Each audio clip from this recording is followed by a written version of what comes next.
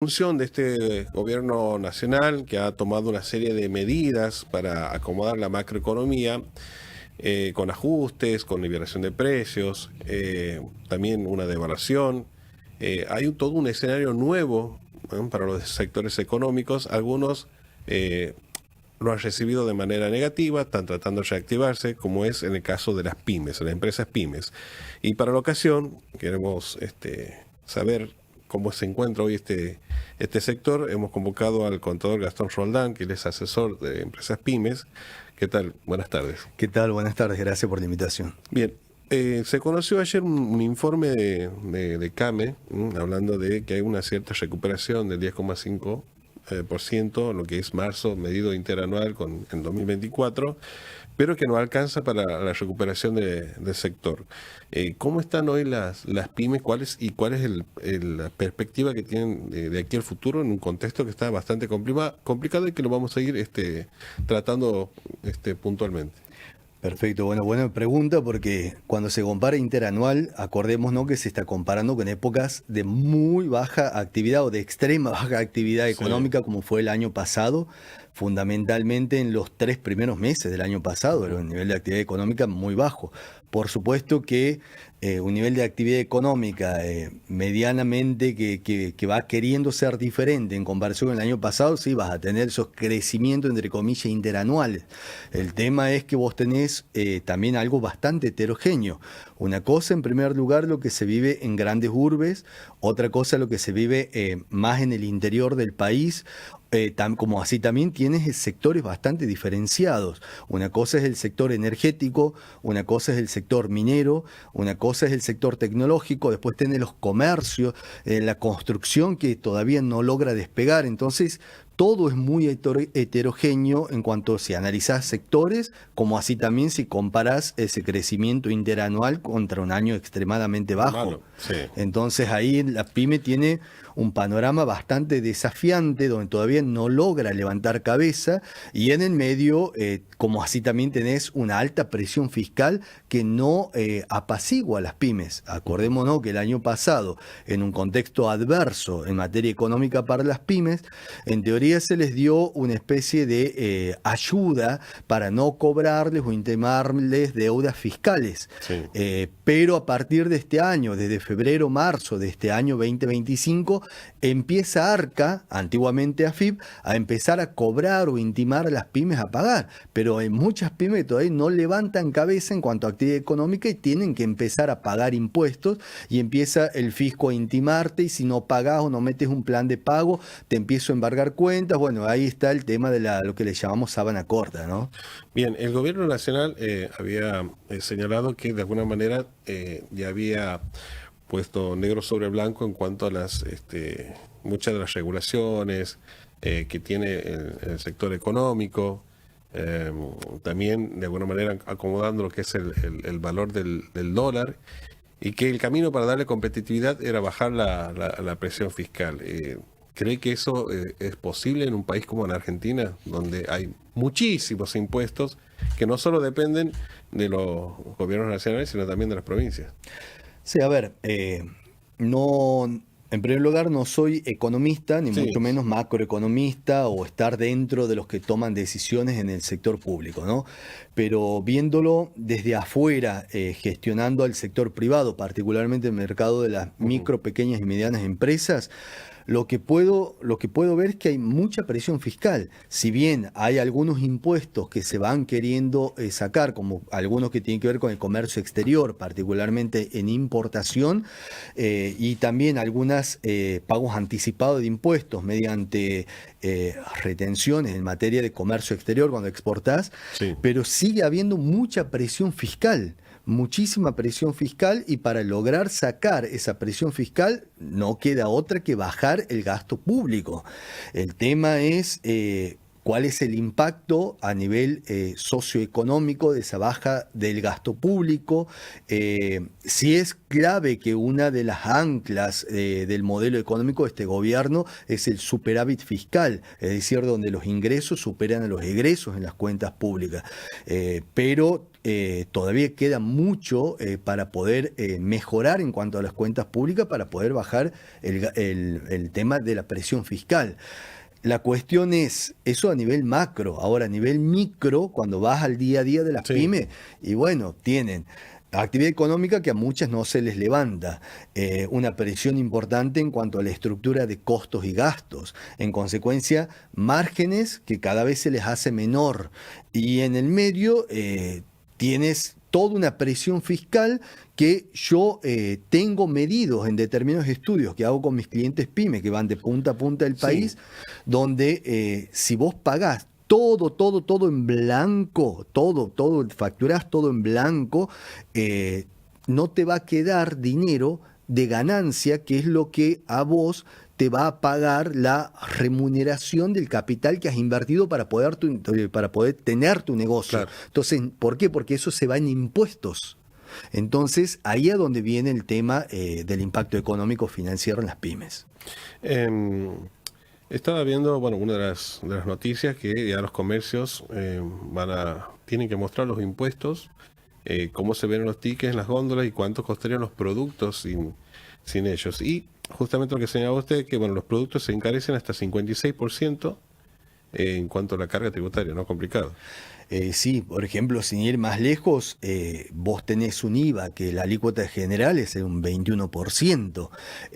Después, bueno, vos tenés impuestos distorsivos a nivel provincial, donde es el famoso impuesto al ingreso bruto. Hay jurisdicciones que tienen un 3% y otras que tienen un poco más. Entonces, cuanto más larga sea la cadena, desde que sale el producto primario hasta que llega a góndola al consumidor final, y cuanto más esté grabado en la cadena, más distorsivo es, porque ese impuesto es un costo para la siguiente y para el siguiente y así sucesivamente, haciéndose en forma de pirámide, porque en eso vos no compensás un débito y un crédito en el ingreso bruto, y encima se cobra sobre una facturación neta de IVA, independientemente si vos en tu empresa estás ganando o perdiendo. Tenés muchas cuestiones. Después lo otro es el impuesto al débito y crédito bancario, donde también te sacan un impuesto por dinero que se te acredita y dinero que se te debita en la cuenta bancaria, que si bien vos decís en las micro, pequeñas y medianas empresas podés usarlo para pagar menos impuestos a las ganancias, pero eso lo usas de aquí a un año o un poco más vista para adelante. Sí. Entonces ya financieramente tenemos un impacto. Incluso nosotros tenemos un estudio en mi consultora donde nos hemos dado cuenta que las pymes financian a todo el mundo. Financian al fisco mediante pago anticipados de impuestos, las famosas retenciones y percepciones de impuestos. Financian a empleados, cuando por ahí el empleado no tiene la posibilidad de ir a pedir un crédito y te pide pago anticipado de los haberes. También pagás mucho cargas sociales, entre otros costos laborales, que en promedio por cada peso que le llega a tu empleado en mano, vos pagás 2,2 pesos. Eso es en promedio, con todas las cargas que son aguinaldo, vacaciones proporcionales, cargas sobre ellos, seguros, etc. Entonces, en definitiva, las pymes financian a todo, pero cuando la pyme necesita crédito, se pelean por no darle financiamiento.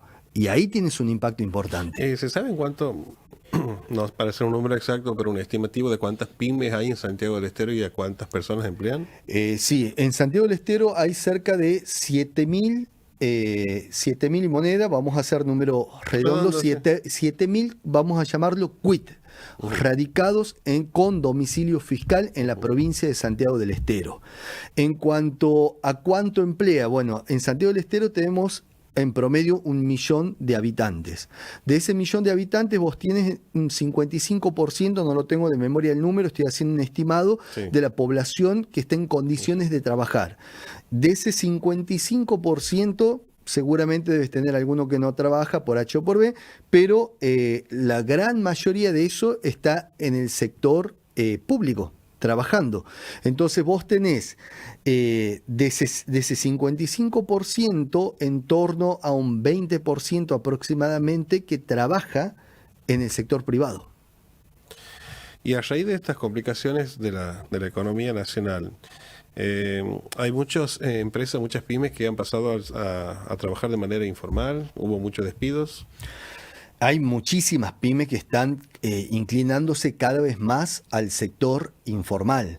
El problema es que para las pymes que quieren hacer esto, como también la gente de a pie defiende su dinero poniéndolo en billeteras virtuales que le remuneran día a día ese dinero, entonces cada vez les pagan más con transferencias que implica para la pyme facturar. Entonces viene ese tema de qué es lo que puedo ir al sector informal, qué puedo ir al sector formal.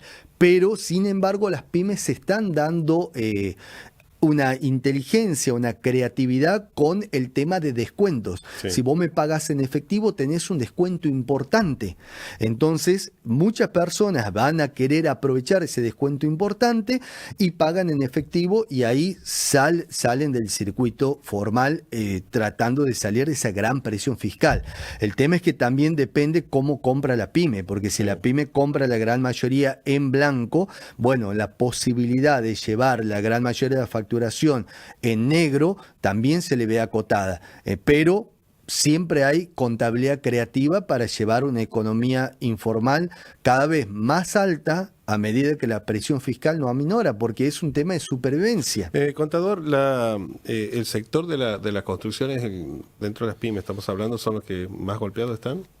En nuestra provincia de Santiago del Estero, nuestro sector de la construcción está muy golpeado. Sí. Por un lado, sabemos que nuestra provincia en sector de la construcción dinamiza mucho el tema de la obra pública. Sí. Y justamente fue algo que el gobierno nacional actual de turno es lo que justamente está ajustando con el fin de tratar de equilibrar las arcas públicas, pero nuestra provincia le impacta de lleno en cuanto al sector de la construcción, la generación de empleo. Y el sector privado también, vamos a ir a las grandes urbes y a hablar lo que es Santiago del Estero. Las grandes urbes todavía lo que siguen vendiendo son stock de inmuebles de vieja data, no inmuebles nuevos. Uh-huh. Entonces, en pequeñas urbes como la nuestra, la sintomatología es más adversa. La importación, esta suerte de medidas que permiten quitar aranceles o cierta liberación, vamos a hablar de liberación de importación en algunos rubros, ¿eso también tiene un impacto en las pymes locales? Totalmente. La vez pasada lo escuché a Yamil Abdala, justamente que él explicaba muy bien lo que era el impacto en el sector industrial. Y la verdad lo explicaba muy bien. Por ejemplo, vos en el sector industrial hoy está siendo totalmente golpeado. Presión fiscal, entre otras cuestiones que estamos hablando acá en este momento, sí. Pero los importados justamente también tienen sus beneficios. Es la verdad algo que por ahí nos hacemos mal internamente nosotros mismos. Sí. Por ejemplo, capaz que se te graba de algunos impuestos para que vos puedas importar, vamos a suponer, calzados, entre otras cuestiones. Eso entra a un bajo costo, entonces el industrial queda con la pregunta, ya no me conviene entonces producir en el país, me conviene transformarme en importador, claro, y revender o a lo sumo darle un pequeño valor agregado. Ahora, con esto de los temas de los aranceles también a nivel internacional que puso Trump, con el fin que es algo más geopolítico, sobre todo contra China, en el medio es, bueno, todo esto ya le va a costar venderle a Estados Unidos, pero van a haber desequilibrios, como por ejemplo Argentina, que hoy se está abriendo al mundo, cuando los otros países se están cerrando al mundo.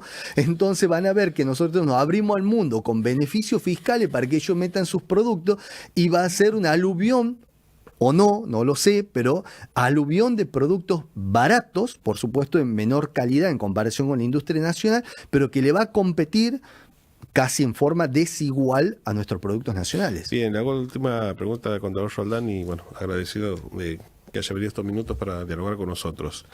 ¿Están atentos a la cuestión del dólar, de la política cambiaria? Digo, porque hay mucha presión,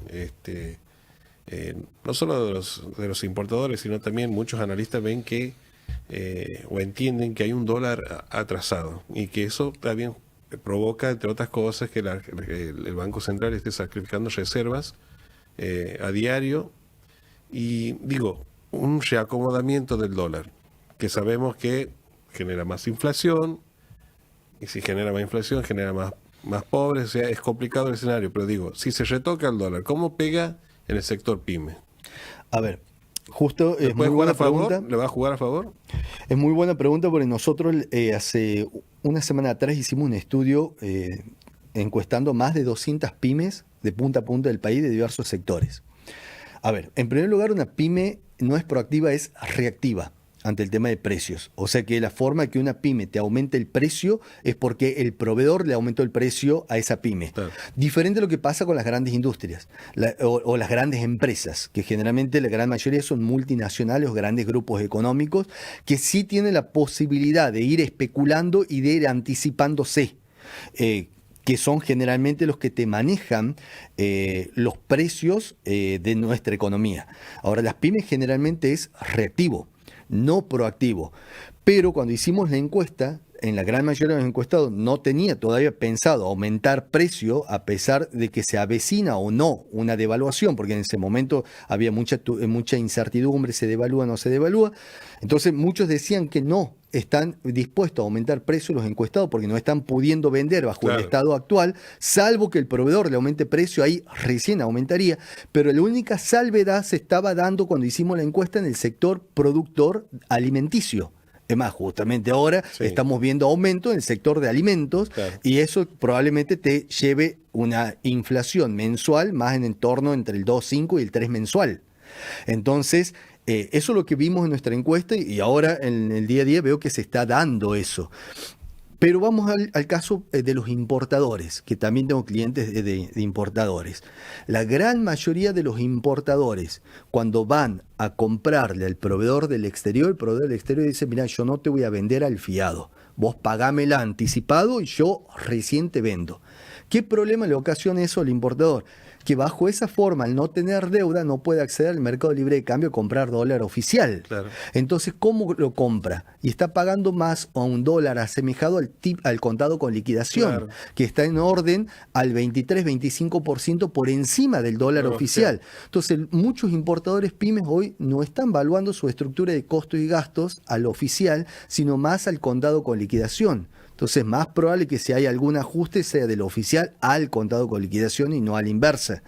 Y por el otro lado, también para no perder esta pyme que tiene ese tipo de costos, están incentivando a que decir, bueno, mira, la mercadería me va a llegar de aquí a 60, 90 días, pero te fijo el precio si me la pagas ahora. Entonces les pagan ahora, les entra plata ahora y con eso hacen algunos juegos financieros hasta que dispongan la mercadería y tratan de esa forma de aminorar un poco las diferencias de tipo de cambio. Claro. Es más, sin ir más lejos, hoy el contado con liquidación está más cerca de un 1.400 que de unos 1.100 y pico que está el dólar oficial. Y si vos te fijas, el dólar futuro en el mercado ROFEX a diciembre está más cerca de 1.400. Entonces muchos están hoy valuando sus mercaderías cerca de un dólar futuro de 1.400. Bien. Contador Roldán, muchas gracias por venir a compartir estos minutos con nosotros. Gracias a ustedes. Y nosotros nos despedimos hasta mañana. Que tengan una buena jornada.